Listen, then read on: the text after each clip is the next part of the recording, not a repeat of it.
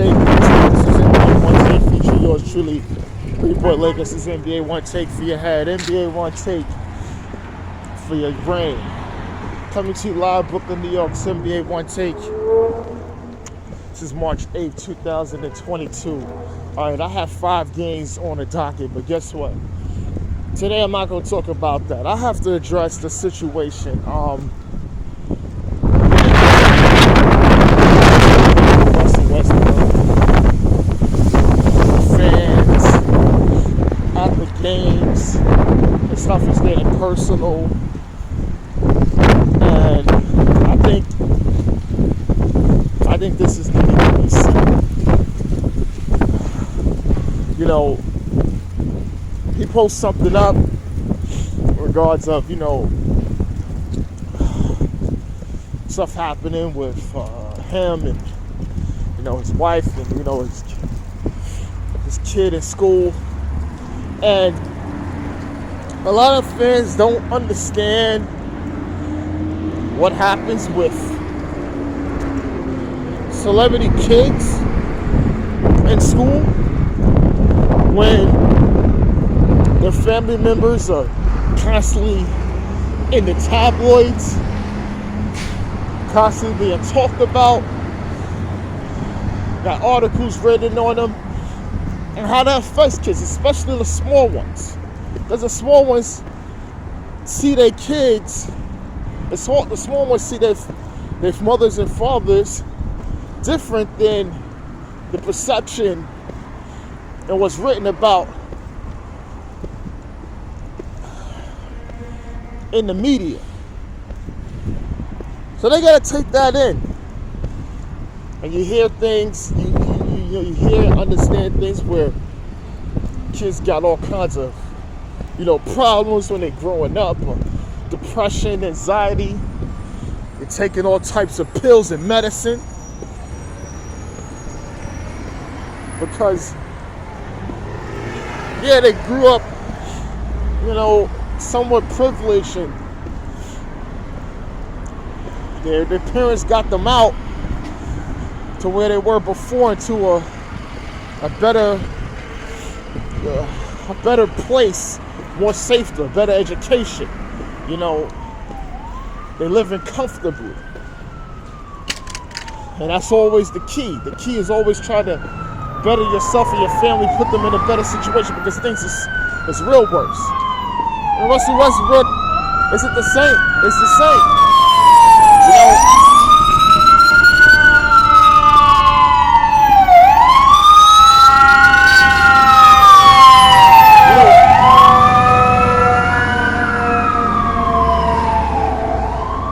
Fans and people on TV, you want to call people out.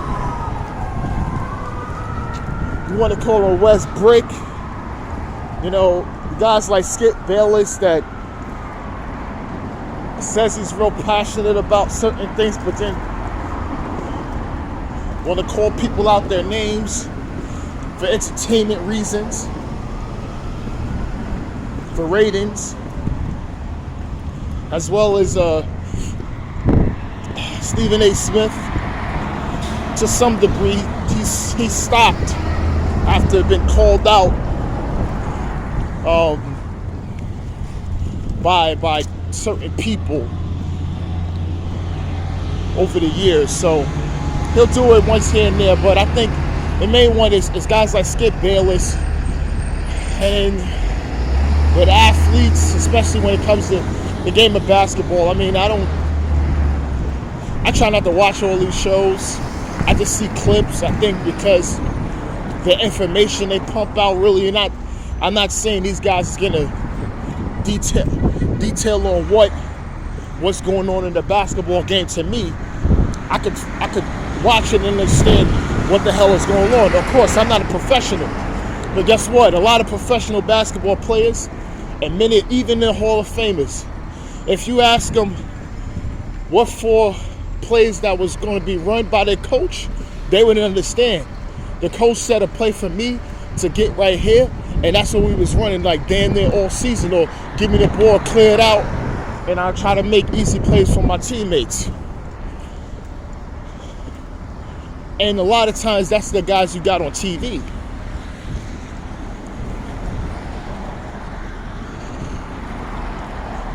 Because guess what? None of those guys can ever coach, right? None of those guys can ever coach. Understanding the game of basketball and loving the game of basketball. Sometimes it's totally two different things. When you have to understand the game of basketball, you have to understand it.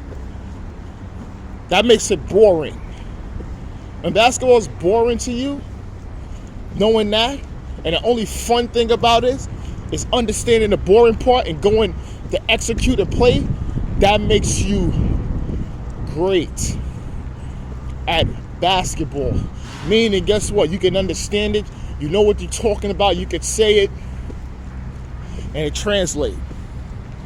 A lot of them don't do that. So when they criticize Westbrook, saying, "Oh, his IQ is low," and certain things, and his efficiency, because guess what? These guys never talked about those things in their playing career. You know why? They never talked about it. But guess who talks about it? It's not them. They have to talk about those things because guess what? The people behind the scenes have to explain to them, look, he's not efficient. This is what's efficient, because it's all about the numbers, right? Everything is about the numbers. It's about what they see and what the numbers say. It's not talking about, because the numbers could be one thing, right? Certain things could be ran in different places, but they just looking at, what is the actual numbers? Not the person that's defending them, or how they defend them, or if they up close, they side behind, who's running the two-man game, what else is being ran, and how they react to it, what they coach say. Those things don't be talked about. You know why it can't be talked about? Because they don't have an understanding. They go by the numbers. The guys on the TV talk about the numbers and the efficiency. Because guess what? The people behind the scenes want them to talk about that. Because everything is going to be about the numbers. It's about sports gambling. It's about all those things. It's a money thing. It's all about the money. It's always been about the money.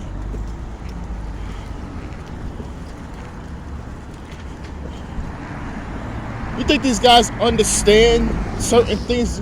You think these guys know what it takes to be a head coach, especially in the NBA? Do you know how it takes to be a college basketball coach? Yeah, I have no idea. Even a high school coach.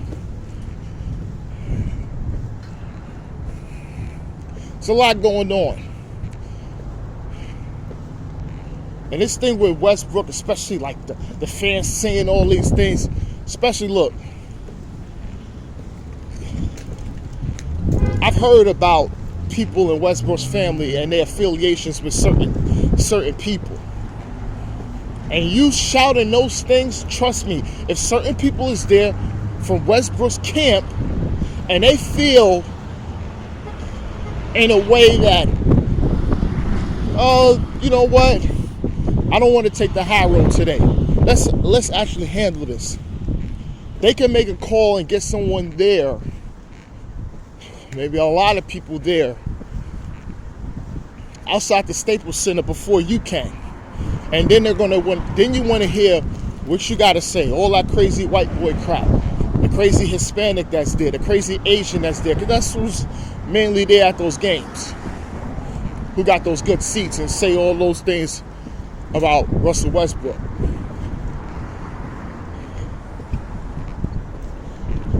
We talk a lot. That's like when Westbrook was in OKC and a crazy fan said to him, "Get on your knees like you used to," or something like that. And Westbrook just said, "No, look, I fuck you up for real. For real. And I fuck up your bitch."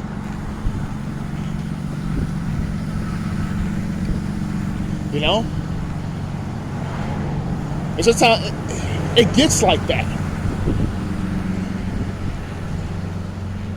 You know, I live in New York. I counsel things like that every day. Going on a train, on the street, whatever, even if you're driving or whatever, you're gonna encounter those type of people.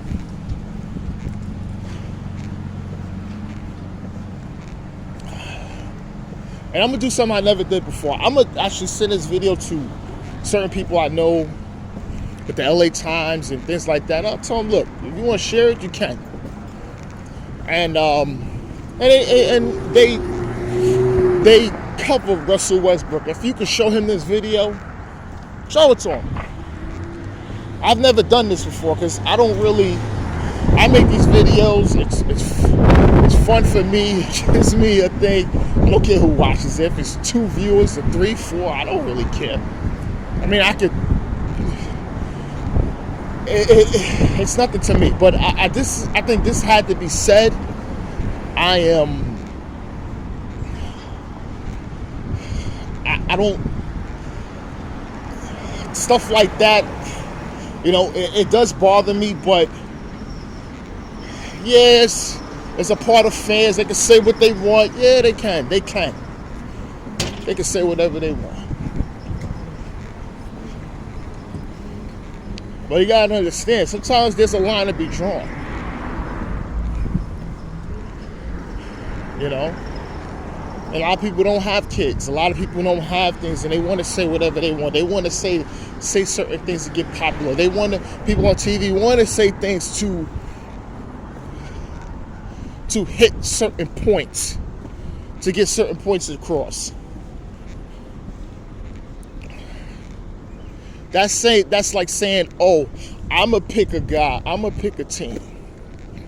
They've been good.